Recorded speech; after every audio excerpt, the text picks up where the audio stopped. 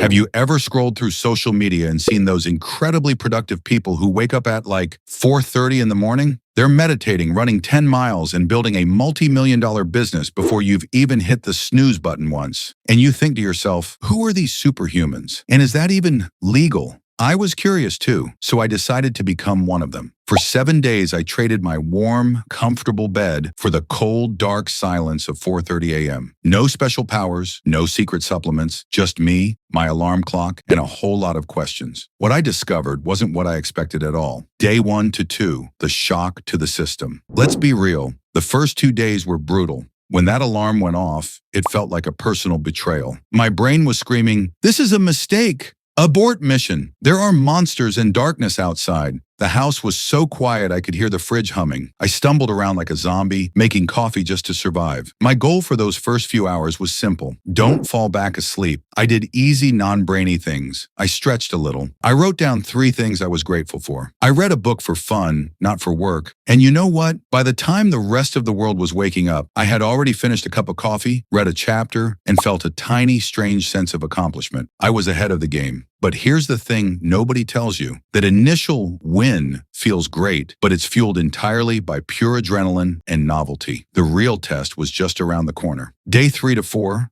the magic hour in the wall. By day 3, a routine was forming, the shock was wearing off, and I started to notice something incredible. That time between 4:30 and 6:30 a.m. became my magic hour. Actually, it was 2 hours, but with 0 distractions, no emails, no texts, no social media notifications, I was getting a week's worth of deep work done before breakfast. I finished a project that had been hanging over my head for a month. It was profound. However, around 2 p.m. on day 4, I hit the wall. It was like a freight train of sleepiness. My eyelids were heavy, my focus was gone, and my desk started looking like a very comfortable pillow. This was the downside. The energy I borrowed from the morning had to be paid back with interest in the afternoon. But this forced me to learn a crucial lesson, one that would make or break the entire experiment. Day 5 to 6, the art of the strategic nap. I had to adapt or collapse. So I embraced a tool I had previously associated with toddlers, the nap. But not just any nap, a 20-minute power nap around 2 or 3 p.m. I'd set a timer, close my eyes, and not fight it. I'm not gonna lie, it felt a little silly, but it was a complete game changer. That 20 minutes was enough to reboot my system and carry me through the evening without feeling like a zombie. This is when I realized this wasn't just about waking up early, it was about restructuring my entire day around energy, not just time. I had to be intentional about my sleep, my diet, and yes, my rest. I was learning to listen to my body's signals instead of just ignoring them with caffeine. But just as I was getting the hang of it, the final day brought a moment of truth. Day 7 and the final verdict. Will I keep doing it? On the 7th morning, I woke up and I didn't feel horrible. In fact, I felt a sense of calm. The world was still asleep and my little corner of it was peaceful and productive. I had written more, read more, and planned my days better than ever before. The clarity and quiet were undeniably powerful. So will I become a lifelong 4:30 a.m. riser? Honestly, no, not every single day, but here's what will stick. The value of having a golden hour of uninterrupted time. The experiment taught me that the first hours of your day are the most precious.